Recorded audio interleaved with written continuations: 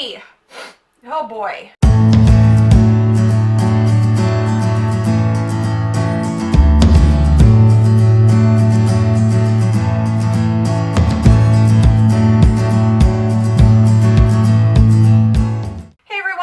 Episode of Coding with Kate, we are going to do a tip, technique, and example for how to actually take the CCA exam.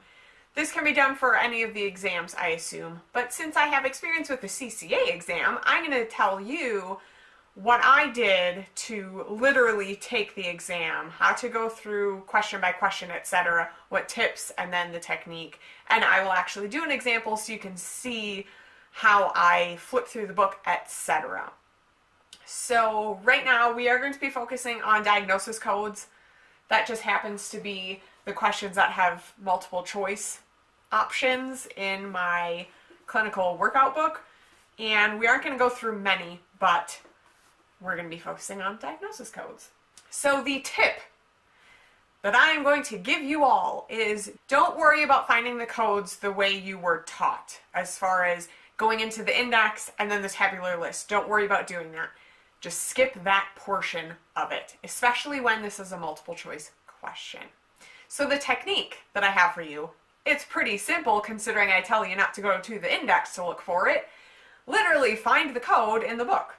Trial and error. Go through option A, B, C, and D. Literally go to each code and see which one fits what the question they're asking you and find it that way. It saves time. So let's actually do an example, because this is going to be a very quick and easy video. So it says select the correct code for acute peptic ulcer of stomach with perforation, and then we have A, B, C, and D. Those are our options. So what we want to do is our first option is K27.1. We're going to go to K27.1. So we'll go to our K section, the blue section, go to K27.1. And it says acute peptic ulcer site unspecified with perforation. Now in ours it's acute peptic ulcer of stomach with perforation. So K27.1, not our option, because we need to be as specific as possible, so we need to find the option that gives the stomach. So K27.5. Chronic or unspecified peptic ulcer, site unspecified with perforation. We know that's wrong because we know chronic did not come up in ours. We know it's acute. And the site is unspecified. No, that's not our option either. And then K25.5. Chronic or unspecified gastric ulcer with perforation. Nope, they never said gastric. We know it's peptic, so that's not it. And K25.1.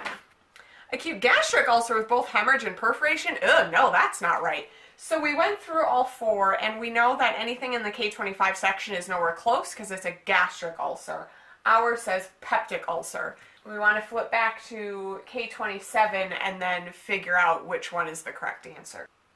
Now, if we look at all of the K27s, they are all peptic ulcer site unspecified, and looking at the rest of the book, I don't see any other option for peptic ulcers where they're going to give us a specified site. So we know that we're looking for acute and perforation. So we know K27.1 is acute peptic ulcer site unspecified with perforation. That gives us the acute peptic ulcer and the perforation, whereas K27.5 says chronic or unspecified peptic ulcer, and then they don't know any information. So we know that K27.1 is our best option, so we're gonna go with that one. So that is a very quick way to go through your multiple choice questions when you are given diagnosis codes, procedure codes, CPT codes, any of that. You can just quickly go to those specific codes in the book, read it, see if it matches what the question said, and if not, go to your next option, check it until you find the one that works the best. That's what I did. It went very quick. Also, I would suggest practicing doing that, so going through your clinical practice workbook or any of your study materials that happen to have multiple choice questions, and practice going through them, navigating the book like this to make sure you have the habit of doing that down, and that you can get through the questions as quickly as possible while also finding the answers and hopefully answering them correctly. The more you practice it, the easier it will be when you actually take the exam, because you'll be comfortable with that process. At first, I was a little apprehensive because I wanted to practice going through index, tabular lists. I wanted to get that ingrained in my head, so I felt comfortable with finding what I need in the index, making sure I'm locating main terms, subterms, etc., and then going to the tabular list to find it. But when you're taking the exam, you don't have time for that. There's no point to do it when all the questions are multiple choice, and you can just quickly use process of elimination to find your correct answer. So practice that, and it should go fairly easy once you start doing it and once you get comfortable with it. And sometimes you will have to use some problem solving and your analytical skills when the options, the answer options that they give you, don't quite match what's in the code book. You need to figure out how to translate that and what it means in the code book. So the more you can practice doing that, that will also make it very easy. I think that covered everything. That went very quick. I'm very proud of myself. But as you can see, the process is very, very quick. If you have any questions, comment below. If you have any other tips or techniques or other advice for test taking for the CCA or any of the HIM field exams, let us know in the comments below. Also, subscribe to this channel if you want more videos on ICD-10-CM, ICD-10-PCS, and CPT. You'll get notifications on all the videos that I post, so you're always in the know.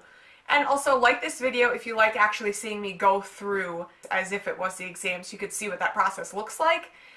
And hopefully I can make some more videos similar to this, because I do have some other tips or techniques for test taking. So hopefully I'll have some videos coming out in the future with that, and I will see y'all later. Bye!